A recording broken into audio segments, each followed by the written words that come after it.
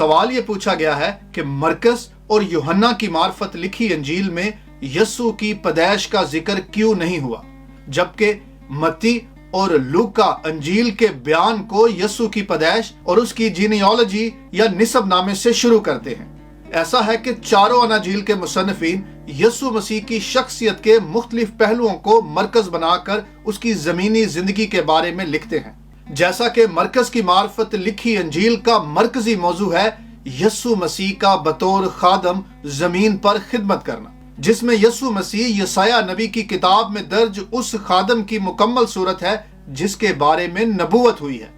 और किसी खादम का निसबनामा बयान नहीं किया जाता, क्योंकि खादम का आगाज उसकी खिदमत से है और अंजाम भी खिदमत में है। और जहां तक बात है मुकद्दस मत्ती की, तो वो एक टैक्स कलेक्टर है जो हिसाब किताब का माहिर है, और उसने पाक रूह की हदायत से इस अंजील को खास यहूदियों के लिए कलम बंद किया। मुकद्दस मत्ती की मार्फत लिखी गई अंजील में नुमाया तौर पर यीशु को बतौर बादशाह फोकस किया गया है, और फिर यीशु को यहूदा के कबीले और दाऊद के तख्त का असल हतमी वारस बयान करते हुए यीशु की पैदाइश का जिक्र करते हुए अंजील लिखी और साथ ही निसबनामा भी दर्ज किया,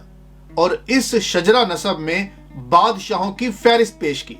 सो मुकद्दस मत्ती यीशु मसीह को बतौर बादशाह पेश करता है और बादशाहों के निसबनामे होते हैं। मत्ती यहूदियों को मुखातिब करते हुए अंजील के शुरू में लिखता है कि यीशु मसीह इब्ने इब्राहिम और इब्ने दाऊद है और फिर इब्ने मरियम है। इसी तरह से मुकद्दस लूका के यहाँ यीशु को इब्ने आदम पेश किया गया है। मुकद्दस लूका अंजील के शुरू में ही यीशु मसीह की पैदाइश का जिक्र करता है, क्योंकि वो एक फिजिशियन है, इसलिए उसकी तहरीर का सेंटर पॉइंट यीशु मसीह की ह्यूमैनिटी यानी बशरियत को अया करता है। और मुकद्दस लूका मुकद्दस मत्ती के बरक्स एक और पहलू से यीशु का निसबनामा लिखता है, जहां पर मसीह का निसब आदम तक बयान करता है। सो मुकद्दस लूका के यहाँ यीशु मसीह की पैदाइश और उसका निसबनामा बयान करने का एक बड़ा मकसद इब्ने खुदा की ह्यूमन लाइफ को बयान करना है, यानी बशरी जिंदगी को पेश करना है। जबकि मुकद्दस यूहन्ना रसूल अंजील के आगाज में